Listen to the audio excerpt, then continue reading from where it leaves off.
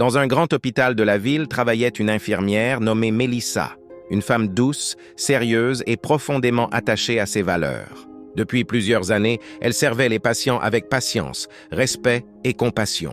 Tout le monde reconnaissait son calme et sa discipline. Pour elle, son métier n'était pas seulement un travail, c'était une mission. Avant chaque service, elle priait toujours « Seigneur, aide-moi à rester honnête, même dans les moments difficiles. » Un matin, alors que le service était particulièrement chargé, un médecin réputé pour son tempérament autoritaire, Dr Bernard, entra dans la salle de garde. Sans saluer personne, il s'approcha de Mélissa avec un dossier à la main. « Infirmière, j'ai besoin que vous modifiez rapidement cette information dans ce dossier. Faites-le immédiatement. » Mélissa prit le document, le lut, puis se figea. Ce que le docteur demandait était contraire aux règles professionnelles et pouvait mettre l'hôpital en difficulté. Elle respira profondément et répondit avec respect « Docteur, je suis désolé, mais je ne peux pas faire cette modification.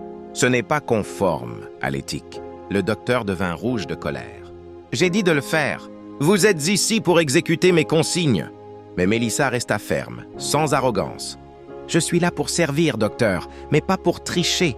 Je ne peux pas. » Humilié par son refus, le docteur tapa la main sur la table. « Dans ce cas, vous êtes renvoyé. Prenez vos affaires et quittez l'hôpital immédiatement. » Un silence lourd envahit la salle. Certains collègues voulurent intervenir, mais Mélissa leur fit un petit signe pour dire « Laissez tomber ». Sans cri ni colère, elle rangea tranquillement ses affaires. Avant de sortir, elle regarda discrètement vers le ciel et murmura dans son cœur « Seigneur, mwen kit tout bagay nan men ou ». 7 jours d'épreuve. Les jours qui suivirent furent remplis d'incertitudes. Mélissa se réveillait souvent avec les larmes aux yeux. Elle repensait à l'injustice, à la honte, à la manière dont tout s'était passé. Mais au lieu de se plaindre, elle se mit à prier davantage. « Bondi ou kon lavrit. Si mwen pedi travail la poutet mwen ret doit, ce ou même qui pral protéger même. » Elle passa la semaine entre lectures bibliques, louanges et moments de silence. Amen li tap mandeli, ou papedi anyen leo fait saki droite. Bondi we au li konen. Même si aucune réponse ne venait, elle gardait espoir. Lundi passa, mardi passa. Mercredi, toujours aucun appel.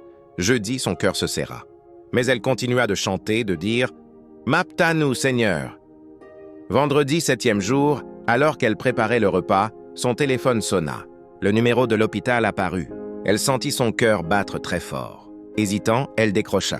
« Infirmière Mélissa, c'est le docteur Bernard. J'aimerais vous voir aujourd'hui, s'il vous plaît. » La voix du docteur était méconnaissable, calme, presque fragile. La rencontre décisive.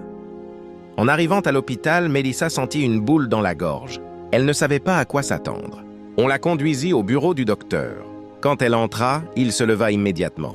« Merci d'être venue, » dit-il avec un souffle d'humilité. « Avant tout, je tiens à m'excuser. » Mélissa resta silencieuse. Le docteur continua. « Depuis le jour où je vous ai renvoyé, je ne dors plus bien. Votre refus m'a frappé, mais votre calme, votre respect, votre silence, ils m'ont fait honte. J'ai réalisé que ce que je vous demandais était mal. Vous avez eu le courage de rester honnête, même face à ma colère.